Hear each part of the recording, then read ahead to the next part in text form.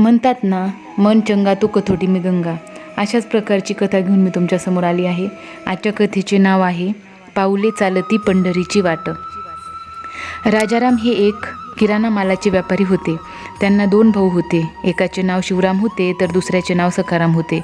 शिवराम हा आपल्या मोठ्या भावाच्या पावलांवर पाऊल ठेवून चालणारा होता, तर धाकटा भाऊ सखाराम हा आतल्या गाठीचा होता. आपल्या मनातील गोष्ट कुणाला सांगत नसे, परंतु दुसऱ्याच्या मनातील गोष्ट गोड बोलून कशी काढून घ्यावी हे त्याला चांगले जमायचे. राजारामच्या पोटी पुत्रसंतान नव्हते, म्हणून ते फार दुःखी कष्टी होते. सर्व उपाय करून झाले, परंतु त्यांना काही मुलं झालं नाही. शेवटी कंटाळून त्यांनी संन्यास घ्यायचा ठरविले आणि ही गोष्ट सर्वात प्रथम त्यांनी आपल्या आईला सांगितली. त्यावर त्यांची आई म्हणाली, "अरे मुलंच ना, होईल आज ना उद्या, एवढ्यात म्हातारा झालास का तू?"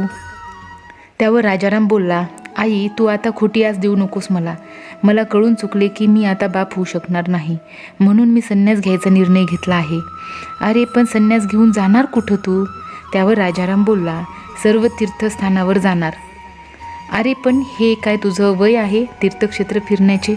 "आई, माझं आता संसारात मन रमत नाही, तेव्हा मला जाऊ दे, अडवू नकोस तू मला." "ठीक आहे, तुला जायचं तर जा, मी तुला अजिबात अडविणार नाही. पण माझी तुला एकच विनंती आहे की मी मरेन तेव्हा तू जिथे असशील तिथून मला मूठमाती देण्यासाठी तू अवश्य ये, नाहीतर माझ्या आत्म्याला शांती लाभणार नाही." "आई, असं का बोलतेस तू? अजून भरपूर वर्ष जगायची आहे तुला." त्यावर त्याची आई म्हणाली, "कशासाठी जगू आणि कुणासाठी? तू हा असा सोडून चालला आहेस." "अगं आई, मी गेलो तरी माझे 2 भाऊ आहेत ना तुझ्यापाशी, त्यांच्या रूपातच तू मला पाहायचा प्रयत्न कर. बरं, दुकानाचे काय करतो आहेस?" "दुकान शिवरामच्या स्वाधीन केले. मी सखारामला गावची सारी प्रॉपर्टी देऊन टाकली." "आणि स्वतःसाठी काय ठेवले आहेस?" "मला काहीही नको."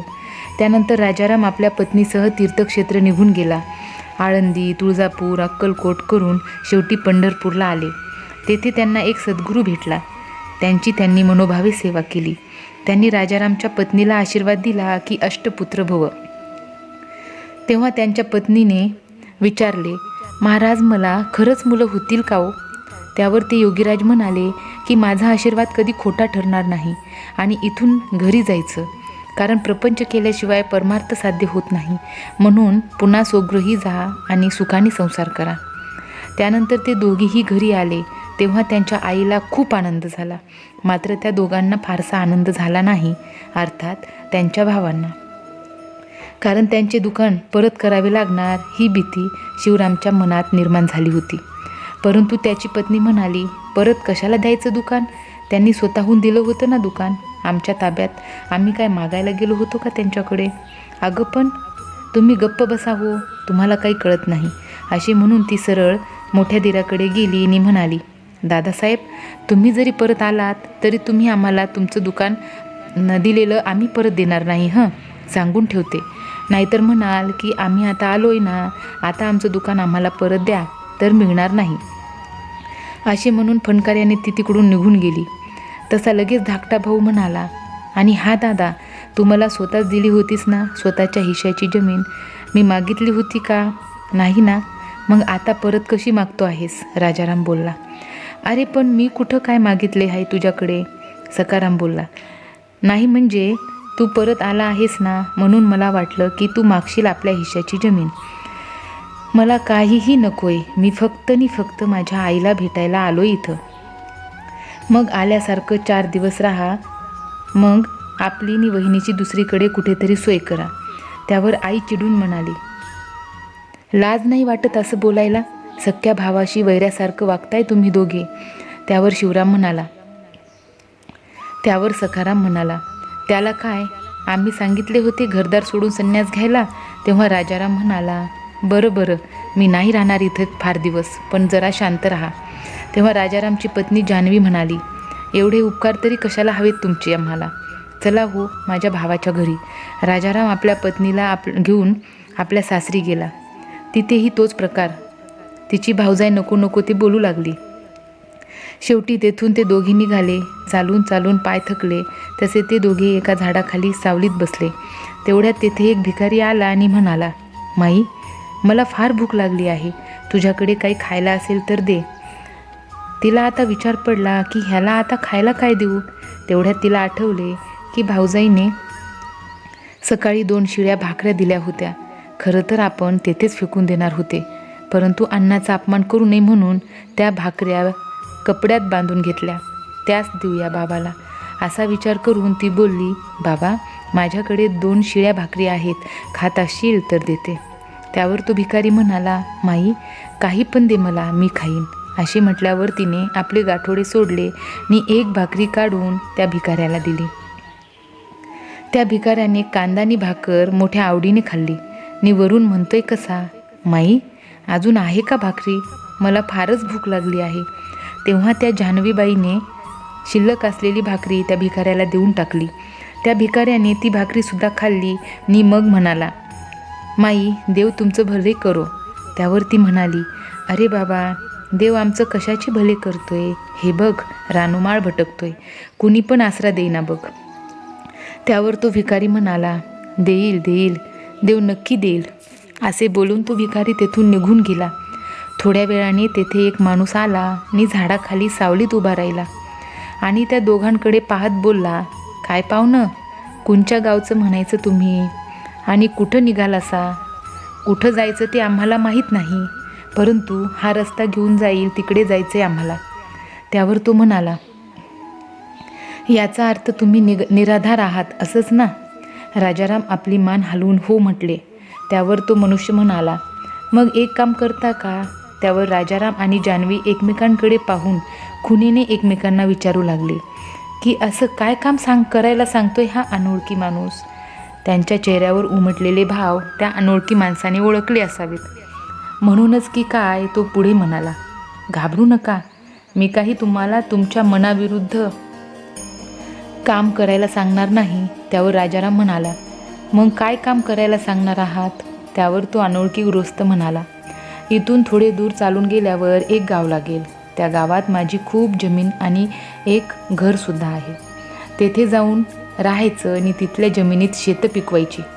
एवढं तरी जमेल ना तुम्हाला दोघांना? हो जमेल की, परंतु तुम्ही आमच्यावर एवढी मेहरबानी का करता? नाही म्हणजे असं कुणी कुणावर विश्वास ठेवत नाही म्हणून म्हटलं. त्याचं काय आहे, माझं गाव आहे इथून खूप दूर, त्यामुळे मला सारखं सारखं इथं यायला जमत नाही, म्हणून तुम्हाला सांगतोय. कुठल्या गावचे तुम्ही? मी होय, पंढरपूरचा विठोबा. बरं बरं, मग येताय नवं? होय की, त्या पंढरीच्या विठ्ठलावानीच धावून आलायसा. त्याचं नाव बी विठ्ठल आणि तुमचं नाव बी विठ्ठलच की. त्यानंतर ते दोघे त्या माणसासोबत गेले. पाहतात तर खरोखर एक फार मोठं शेताचं आवार दिसले आणि त्यात सुंदर एक घरही होते. त्या माणसाने ते घर उघडून दिले आणि सांगितले, आता तुम्ही दोघं इथं राहा आणि दारी आलेल्या याचकाला मात्र माघारी पाठवू नका, देव तुमचं लय बरं करील बघा. असे बोलून तो माणूस तेथून निघून गेला. जान्हवीने सर्वत्र नजर फिरविली. घर तसे ठीकठाक होते. बरेच दिवस त्या घराचा वापर झालेला दिसत नव्हता. म्हणजे घरातल्या भांड्यांवर धूळ साचली होती. ठिकठिकाणी कोळिष्टकाने जाळे विणलेले दिसत होते. घरात धान्यही होते. याचा अर्थ सुगीच्या वेळी या घरात कुणीतरी येऊन राहत असावा, असा विचार करून दोघांनी मिळून अगोदर घर स्वच्छ झाडून काढलं. त्यानंतर तिथल्याच भांडी वापरून नदीवरून विहिरीवरून पाणी आणलं. जेवणही बनविले आणि दोघांनी स्वतःला वाढून घेतले. आणि जेवण सुरू करणार तेवढ्यात एक तेथे भिकारी आला आणि म्हणाला, माई म्या लई दिसाचा उपाशी हाय, तेव्हा खायला द्याल तर तुमचं लई उपकार होतील बघा. त्यावर राजाराम म्हणाला, लई येळेवर आलास की र गड्या, आम्ही आत्ताच जेवायला बसणार होतो बघा. असे म्हणून त्याला बसायला पाठ दिला आणि आपल्या समोरचं ताट उचलून त्या भिकाऱ्याला खायला दिले. तो भिकारी जेवून तृप्त झाला आणि त्या दोघांना दुवा देत निघून गेला. त्यानंतर त्या दोघांनी शिल्लक राहिलेलं जेवण जेवून घेतलं. त्यानंतर ते दोघे तेथेच राहू लागले. तेथील शेत नांगरून त्यात धान्य पेरले. पीकही खूप आले. म्हणून त्यांनी दारी येणाऱ्या याचकाला खाली हाताने कधीच जाऊ दिले नाही. लवकरच तिला दिवस गेले आणि त्याला पुत्रसंतान झाले. विठ्ठलाच्या आशीर्वादाने झाले म्हणून त्या मुलाचे त्यांनी विठ्ठल हे नाव ठेवले. त्यानंतर अजून 2 मुलं झाली. त्यांची नावेसुद्धा विठ्ठलाच्या नावावरूनच ठेवली. एकाचे पांडुरंग आणि दुसऱ्याचे पंढरीनाथ. मुलं हळूहळू मोठी होऊ लागली. सर्व काही सुरळीत सुरू होते. तशी त्यांना आपल्या आईची खूप आठवण आली. ते आपल्या गावात गेले आणि आपल्या आईला आपल्यासोबत घेऊन आले. आपल्या मुलाचा थाटलेला नवीन संसार आणि नातवंड पाहून ती माता धन्य झाली. पण राजारामला एका गोष्टीची चिंता लागून राहिली होती की इतकी वर्षे झाली तरी घरमालक शेतीची खंडणी घ्यायला येत कसा नाही. म्हणून ते स्वतःच पंढरपूरला जायला निघाले.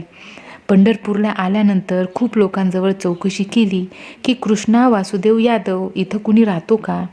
तेव्हा गाववाले म्हणाले, या नावाचा कुणीही माणूस इथं राहत नाही. अख्खा गाव पालथा घातला पण या नावाचा कुणी माणूस भेटला नाही. शेवटी कंटाळून एका झाडाखाली बसले असता अचानक त्यांच्या डोक्यात एक विचार आला की कृष्ण वासुदेव यादव हे नाव कुठंतरी ऐकल्यासारखं वाटते. आणि त्यांनी सांगितलेली एक गोष्ट आठवली. तशी लगेच त्याच्या डोक्यात ट्यूब पेटली. हे नाव तर पंढरपूरच्या विठ्ठलाचे आहे. म्हणजे स्वतः विठ्ठल माऊली मला भेटायला आला आणि मी त्याला ओळखले नाही. तसे ते पळतच विठ्ठलाच्या मंदिरात गेले आणि त्याला हात जोडून उभे राहिले. तेव्हा त्यांना विठ्ठलाच्या जागी तो माणूस दिसू लागला. तेव्हा म्हणाले, विठ्ठला, तू दिनांचा कैवारी म्हणतात ना, ते खरेच आहे रे बाबा. त्यानंतर ते घरी आले आणि घडलेली सर्व हकीकत आपल्या पत्नीच्या कानावर घातली. तसा तिला खूप खूप आनंद झाला. त्यानंतर घरच्या शेजारीच त्यांनी विठ्ठलाचे एक भव्य मंदिर बांधले आणि येणाऱ्या भक्तांना अन्नक्षेत्र सुरू केले. विठ्ठलाचा महिमा फार आणि त्यांच्या भक्तांची महिमाही फार. तर आजची कथा आपल्या सर्वांना कशी वाटली कमेंट करून नक्की सांगा. आणि अशाच प्रकारच्या वेगवेगळ्या कथा ऐकण्यासाठी माझ्या चॅनलला सबस्क्राईब करा.